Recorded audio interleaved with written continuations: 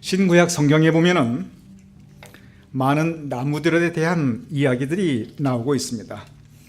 성경에 나타나는 그 모든 나무들 가운데 그래도 가장 많이 등장하는 나무는 역시 포도나무입니다. 포도나무가 귀한 것은, 그리고 중요한 것은, 그리고 가장 성경에서 많이 나타나는 것은 역시 포도, 그 열매이고 또한 그 포도로부터 만드는 포도주 때문에 그렇습니다. 예수님께서의 첫 번째 기적은 가나의 혼인잔치에서 바로 물로 포도주를 만드는 것이었습니다. 오늘 점심 제가 잠깐 점심 친구를 보니까 평소와 달라요. 아주 푸짐하게 정성껏 잘 마련해 주셨어요. 우리 김동기 권사님 네 분께서 우리를 위해서 참 큰 사랑을 베풀어 주셨습니다. 그런데 만약에 우리가 지금 예수님 시대라면은 저기 친교실 잔치상 옆에 그 잔치상 그대로 있고 그 옆에 또 커다란 포도주 항아리가 한 2개 정도 아마 있었을 것입니다. 그만큼 포도주는 성서의 잔치, 축제, 삶의 기쁨을 의미하는 아주 좋은 우리의 삶의 요소였습니다. 예수님의 가르침에 포도나무가 많이 등장합니다. 특별히 예수님께서는 여러분과 저 우리 모두가 열매 맺는 포도나무가 될 것을 가르치고 있습니다. 이렇게 포도나무는 성경에서 참 아름다운 이미지, 그리고 풍성하고 기쁜 삶, 영적으로 열매 맺는 성숙한 모습을 우리에게 가르치고 있습니다. 포도나무 다음으로 많이 등장하는 나무는 그것은 감람나무입니다. 예수님께서 돌아가시기 그 전날 밤 감람산에서 기도하셨습니다. 감람산이 무슨 뜻이냐면 감람나무 숲으로 이루어진, 그래서 감람나무가 많은 산이라는 그러한 뜻입니다. 여러분들께서 포도나무는 다 잘 아실 것입니다. 포도가 어떻게 생긴지 모르시는 분 아무도 안 계실 것입니다.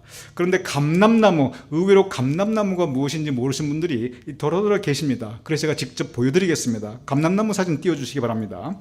감람나무가 이렇게 생겼는데 아주 간단합니다. 올리브나무입니다. 감람나무 그러면 잘 모르겠는데 올리브 그럼 여러분 다 아실 것입니다. 그래서 두 번째 사진 보여주세요. 저 감람나무, 저 올리브나무에는 저렇게 올리브가 열리고, 저 올리브는 고대로부터 지금까지 아주 귀중한 열매입니다. 특별히 유럽의 역사에 있어서 이 포도와 더불어서 올리브를 빼면은 참 많은 것들이 빠져나갈 것입니다. 그래서 올리브, 또 올리브 기름, 이것은 풍요로운 삶, 역시 아름답고 복된 삶을 의미하고 있고, 고대로부터 지금까지 우리에게 풍성함을 허락하여 주고 있습니다.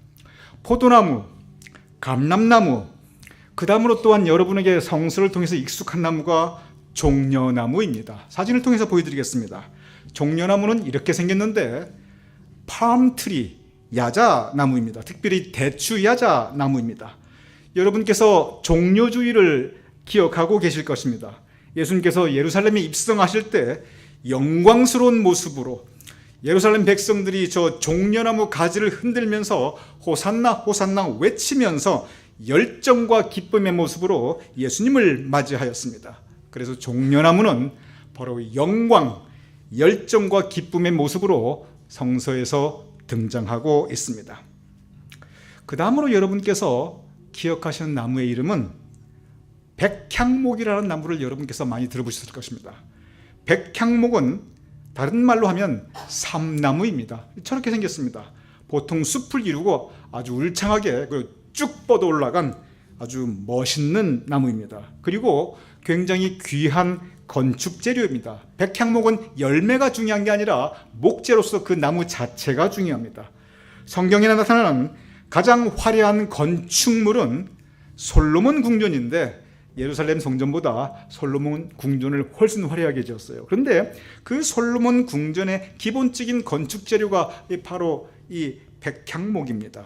저렇게 멋있고 반듯하고 그리고 잘생긴 나무로 그 아름다운 궁궐을 지을 수 있었던 것입니다. 이렇게 포도나무, 감람나무, 종려나무, 백향목, 참 좋은 나무들입니다. 귀하고 풍성하고 아름다운 삶을 우리에게 제공해 주고 있습니다.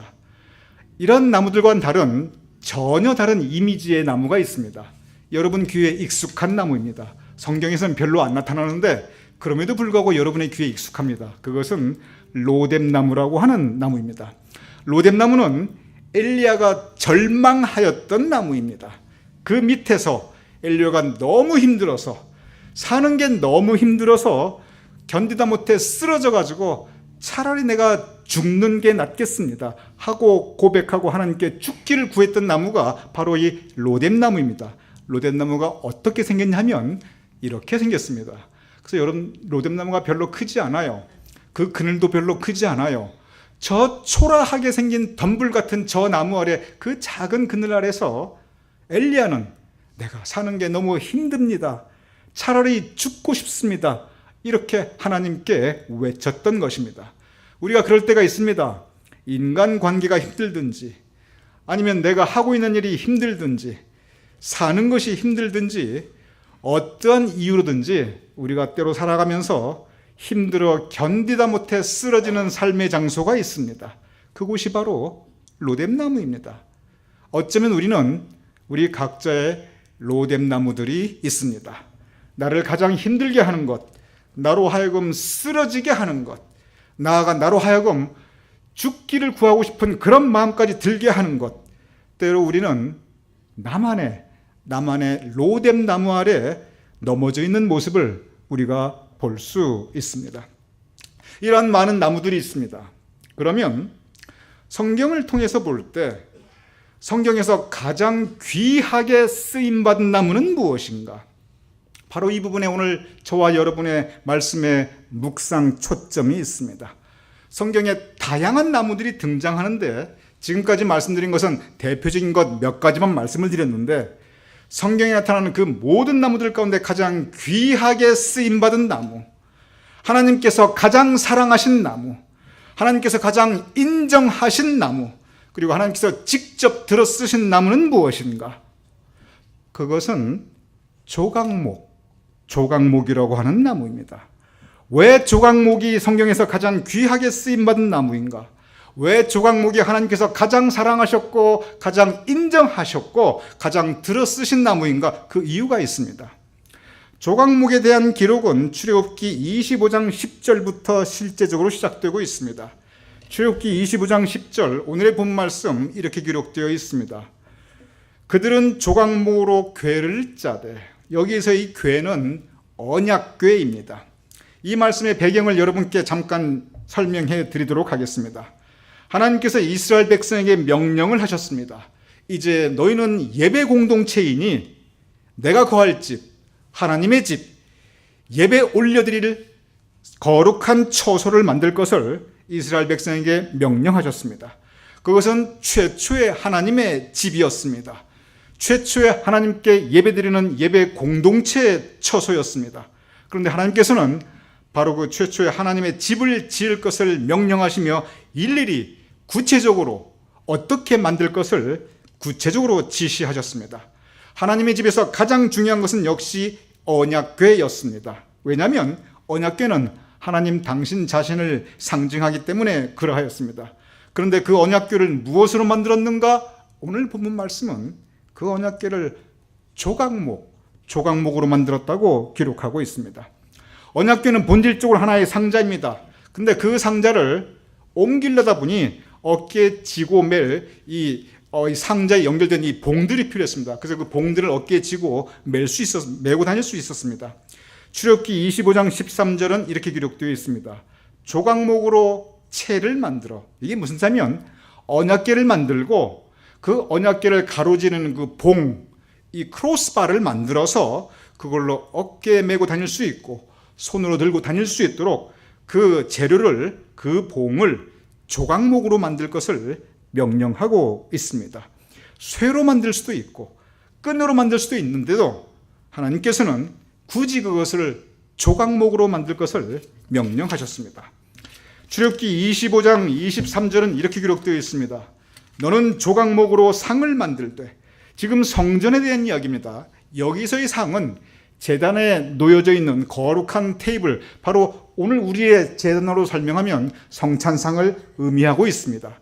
그 당시는 성찬식이 없었기 때문에 진설병을 놓는 이 제단에서 언약궤 다음으로 중요한 그러한 가구였습니다. 거룩한 성물이었습니다. 오늘 우리의 성찬상에는 성형책에 올려놓고 촛불이 있고 여러분들이 헌금하시는 이 헌금을 예물을 봉헌하는 이 거룩한 테이블입니다.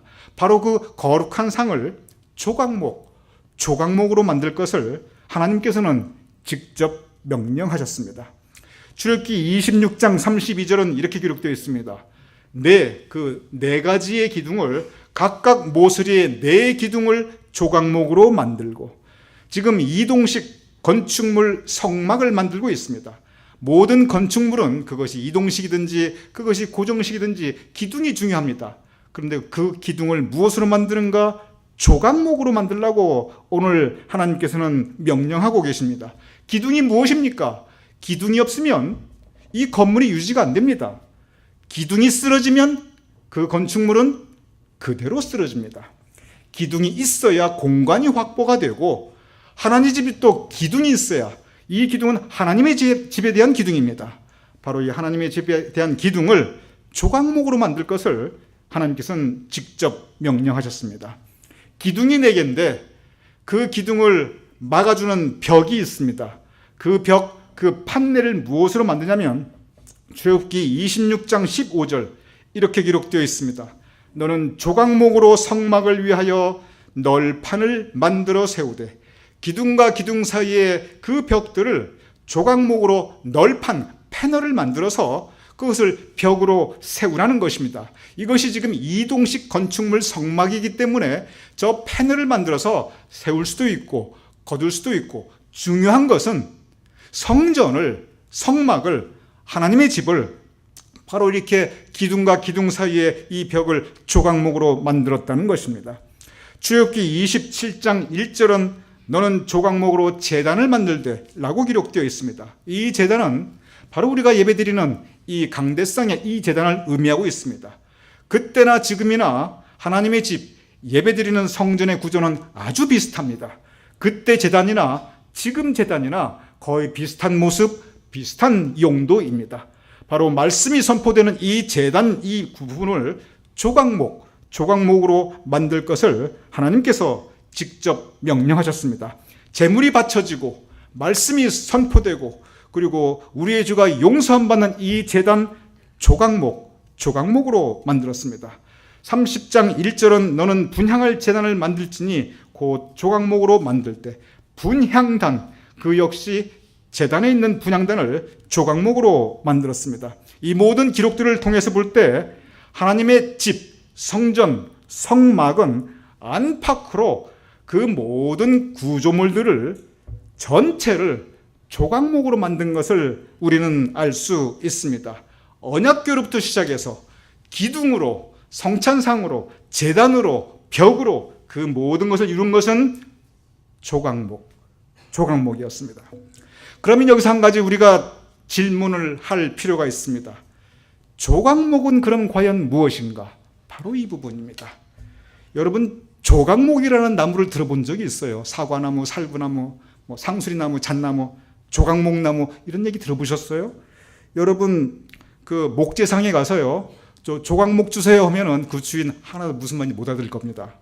조각목이 나무 이름인데 저기 어디 이 종묘상에 가가지고 제가 조각목 나무 키우고 싶은데 조각목 묘목 하나 주세요 하면 그 주인이 무슨 말인가 하고 어리둥절할 겁니다. 여러분, 이 조각목이라는 단어는 세상에서 안 써요. 오직 성경에만 나오는 단어입니다. 이 조각목이 뭐냐면 나무에 대한 이름인데 사실은 아주 간단합니다. 아카시아 나무입니다. 그래서 우리 오늘 읽은 이 성경을 보면은 조각목 이래서 우리를 굉장히 상당히 혼란스럽게 하고 어리둥절하게 만드는데, 여러분 공동 번역이나 캐톨릭이 쓰는 공동 번역이나 가장 최근에 나온 새 번역이나 가장 쉬운 성경인 현대인의 성경을 보는 이 개역 개정을 제외하고 다른 성경들은 전부 다 조각목을 뭐라고 표현하냐면 한결같이 아카시아 나무 이렇게 표현하였어요. 그러니 굉장히 쉽지요. 조각목 아카시아 나무입니다. 영문 성경도 아카시아라고 딱 써 있어요. 그런데 성경에 나오는 이 조각목은 우리가 생각하는, 여러분 머릿속에 지금 그려지고 있는 그 아카시아 나무하고는 상당히 다릅니다. 먼저 우리가 흔히 알고 있는, 여러분이 지금까지 보아온 아카시아는 아주 크고 울창하고 또 나무들이 같이 모여 있기도 합니다. 특별히 아카시아 잎과 그 아카시아 꽃은 참 아름답고 향기롭습니다. 저거 항상 먼저 나오네요. 제가 올달할 때 올려주셨어야 되는데 뭐 괜찮습니다. 이 아카시아 꽃에 대한 노래도 있고 아카시아 잎에 대한 시도 있어요. 여러분 이 아카시아 꽃을 보시면 알겠지만 얼마나 소담스럽습니까? 그리고 저 아카시아 잎도 참 예뻐요. 근데 저 아카시아 이 잎을 가지고 이렇게 있고 잎에 달려가지고 이걸 하나하나 떼면서요, 젊은 여인들이 저걸 가지고 막 같이 놀기도 하고 뭐 가위바위보 재밌는 게임도 하고 그러고, 저 아카시아 꽃은 아시는 분은 아시겠지만 저거 사람이 먹을 수 있습니다. 그래가지고 저거 상당히 달아요. 저 안에 꿀이 많이 들어있고 맛이 괜찮아요. 그래서 저 아카시아 꽃은 요즘이야 뭐 매연이 있고 미세먼지다 그러니까 그렇지, 예전에 여러분 잘 아실 때는 그때 공기가 얼마나 맑았습니까? 그래서 여러분 시골에 살아신 분들은 저 아카시아 꽃을 직접 드셔보신 분들 많이 계실 것입니다. 이렇게 한국의 아카시아는 예뻐요, 아름다워요, 풍성합니다.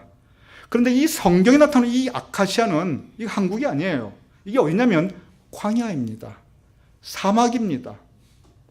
성경에 나타나는 이 아카시아 이 조각목은 미디안 광야이고 유대 광야이고 그리고 시내 광야입니다. 사막지대에 크는 나무입니다. 그래서 아카시아는 아카시아인데 우리가 생각하는 그런 아카시아가 아니라 상당히 다른 모습의 아카시아입니다. 제가 보도록 하겠습니다. 아카시아 이제 사진 두 번째 띄워주시기 바랍니다. 이것이 조각목. 여러분이 생각하는 아카시아하고 상당히 다르죠? 여기 보면 곧바로 백향목처럼 쭉 뻗어 있지도 못하고 비비 옆으로 저렇게 삐뚤어져 있고 구부러져 있습니다. 이유가 있어요. 저게 지금 광야입니다. 보이는 그대로예요. 사막입니다. 그런데 저기서 나무가 자랄라니. 비도 안 오지요. 건조하지요. 그런 데서 힘겹게 저런 극한성에서 나무가 자랄라니까 제대로 자라지를 못해요. 삐뚤어집니다. 잎도 풍성하지 못해요. 꽃 아주 보잘것없어요. 아카시아 꽃 저건 먹을 수도 없어요. 저렇게 삐뚤어져 있고 구부러져 있는 저 모습이 저것이 조각목의 모습입니다. 한 가지 더 보여드리겠습니다. 그 다음 사진 부탁합니다. 보통 나무들은 포도나무도 그렇고 감람나무도 그렇고 백향목도 그렇고 종려나무도 그렇고 성경에 나타난 이런 나무들은, 그리고 우리가 보통 생각하는 나무들은 보통 이렇게 숲을 이룰 수가 있습니다. 근데 저 조각목은 같이 살질 못해요. 그냥 띄엄띄엄 여기 한 그루, 저기 멀리 가면 또 한 그루, 저렇게 외롭게 살아가고 있는 것이 저게 조각목입니다.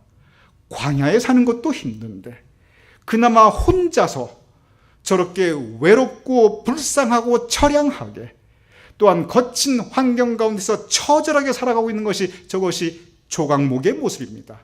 그러니 제대로 크질 못하고 저렇게 빼빼 말라가지고 삐뚤어지고 저렇게 살고 있는 것이 저 조각목입니다. 그런데 여기서 우리가 생각하는 것이 뭐냐면 저 조각목의 특징이 있어요. 조각목이 우리나라 말로 또는 무슨 나무라고 그랬죠? 조각목은 뭐다? 아카시아입니다. 여러분 아카시아 나무 직접 만져보신 분들은 아시겠지만 아카시아에 뭐가 있죠? 가시가 있습니다. 근데 그 아카시아 가시가 저 광야에 있는 저 조각목은 다른 건 볼품이 없는데 줄기도 저렇게 빼빼 말라 있고 삐뚤어져 있고 그리고 잎도 별거 아니고 저 아카시아 꽃도 먹을 수가 없는데 근데 대단한 게 뭐냐면 그 가시 하나만큼도 대단해요. 사진으로 보여드리겠습니다. 사진 네 번째. 여러분 저 하얀 거 보십니까? 삐쭉삐쭉 나와 있는 게 저게 저 조각목의 가시들입니다. 대단하지요? 잎도 별 볼 일 없고 꽃도 별 볼 일 없는 게, 줄기도 별 볼 일 없는 게 뭐는 대단하다? 가시는 또 대단합니다. 여러분 한 가지 저 대단한 가시를 다시 한번 보여드리겠습니다. 그 다음 사진 또 한번 보여주시기 바랍니다. 여기 여러분이 사진으로 보일지 안 보일지 모르겠는데 저 가시들의 가시가 아주 빽빽하게 모여 있습니다. 저 가시에 찔리면 아픕니다. 저 가시에 찢기면 피가 납니다.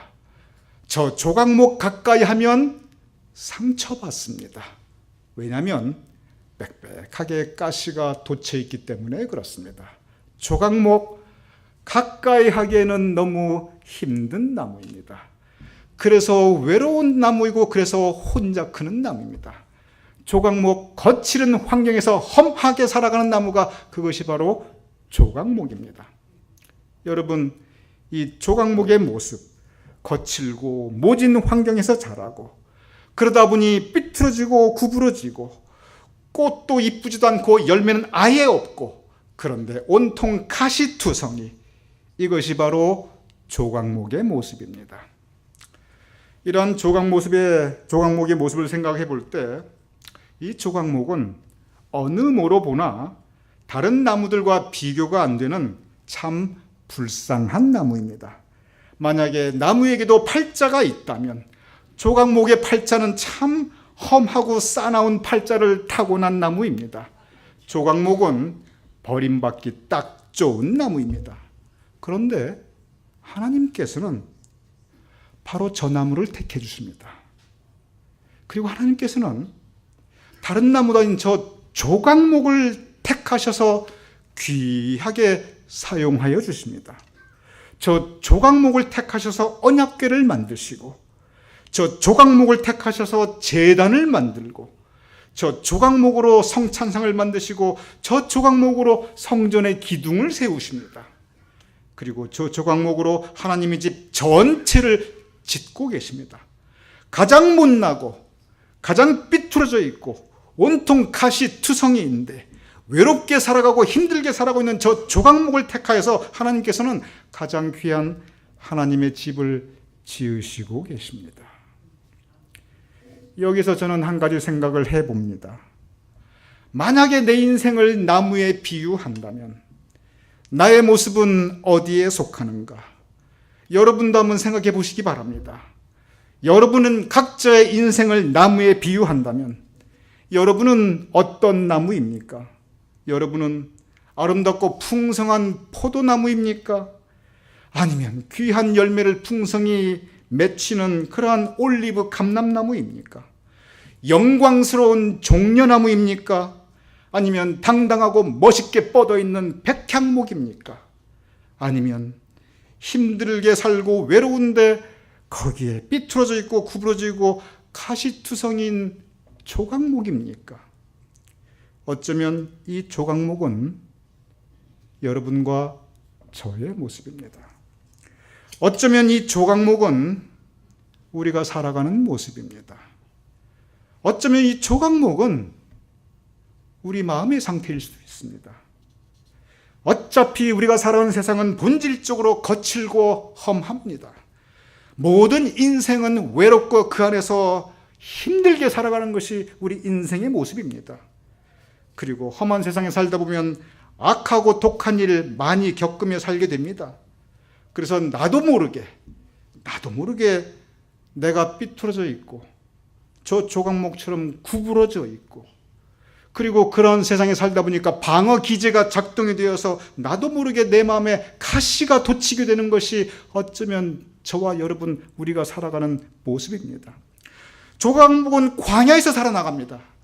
어쩌면 우리가 살아가는 이 인생 자체가 광야일 수가 있습니다. 광야에서 힘들게 외롭게 살아가는 저 조각목, 그래서 구부러져 있고 삐뚤어져 있고 가시돋친 저 조각목, 그것은 광야 같은 인생을 살아가고 있는 저와 여러분의 모습일 수가 있습니다. 저는 이 성서를 읽어볼 때 하나님의 집을 지은 이 조각목에 대해서 다시 한번 생각해 봅니다. 저 조각목으로 언약궤와 성찬상과 제단과 기둥과 벽, 하나님의 집 전체를 지었는데, 그러면 과연 여러분이 보셨어요?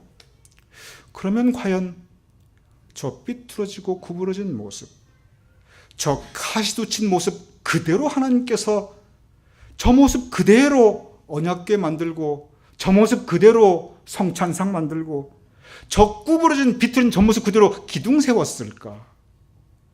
분명히 그렇지 않습니다. 조각목 저 모습 그대로는 하나님의 집은 고사하고 오두막 하나도 지을 수가 없습니다. 구부러지고 삐뚤어진 저 조각목 분명히 대패질하고 그리고 반듯하게 폈을 것입니다. 저는 예전 중세 방식으로 의자를 만드는 것을 이렇게 본 적이 있는데 정말 처음 알았어요. 이 나무는 뜨거운 증기를 가하면 나무는 구부리거나 펼 수가 있습니다. 삐뚤어진 나무도 펼 수 있고 반듯한 나무도 이렇게 원처럼 구부릴 수가 있습니다. 분명히 저 삐뚤어지고 구부러진 모습은 증기를 쏘여서 어떻게든 간에 반듯하게 펴서 그리고 대패질하고 그리고 잘 다듬었을 것입니다. 여러분은 어떻게 생각하십니까? 저 가시도 친 그 모습, 저 가시 있는 그 모습 그대로 언약궤 만들고 성전에 기둥 세우고 벽을 만들었을까요? 저 많은 가시 하나하나 다 제거했을 것입니다. 그 많은 가시들 제거하느라고 얼마나 힘들겠습니까? 그 가시 제거한 사람 분명히 그 손에 피가 나고 찔려서 고통스러웠을 것입니다. 그래도 그 가시 하나하나 다 뽑았을 것입니다.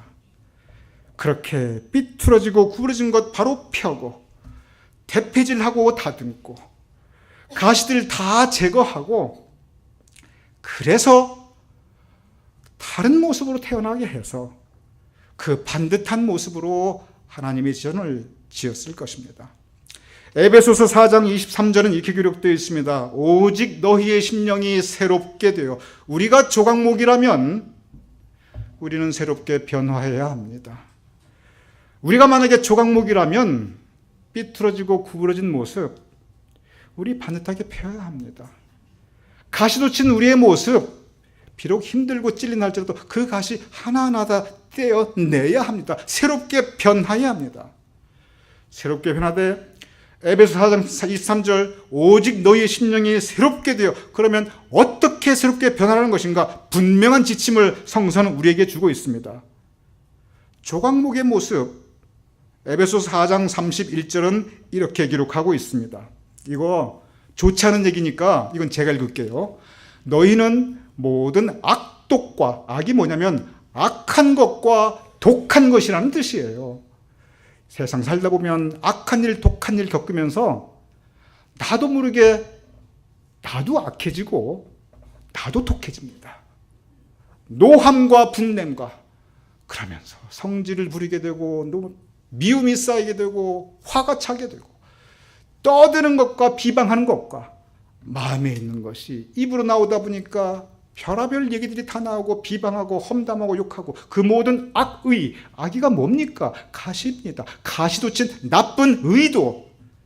우리 마음에 선의가 있고 우리 마음에 악의가 있습니다. 여러분 모든 악의는 함께 버리고 가시는 뽑아내고 구부러지고 삐뚤어진 것은 바로 펴야 합니다. 너희는 모든 악독과 노함과 분냄과 떠드는 것과 비방한 것을 모든 악의와 함께 버리고 왜 저를 버려야 되냐면 저 모습 그대로 하나님의 전을 세울 수가 없어요. 여러분의 가정에서 가끔 아프지요. 저 모습이 있기 때문에 서로 찔러대서 그래요. 공동체에서 아프고 상처받지요. 조각목의 모습으로 그 가시로 서로 찔러대서 그래요. 이거 좀 뭔가 잘못됐다. 이 구부러져 있기 때문에 그래요. 악의, 악한 의도와 함께 버리고 그런데 어떻게 새롭게 되는가? 곧바로 32절 이렇게 기록되어 있습니다. 이건 좋은 이야기니까 여러분이 한번 읽어주시기 바랍니다. 시작.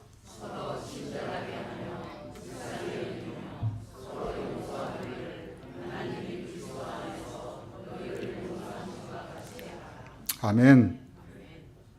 여러분 다시 읽어보시고 그 다음에 아멘 하시기 바랍니다. 우리 이야기예요. 자, 시작.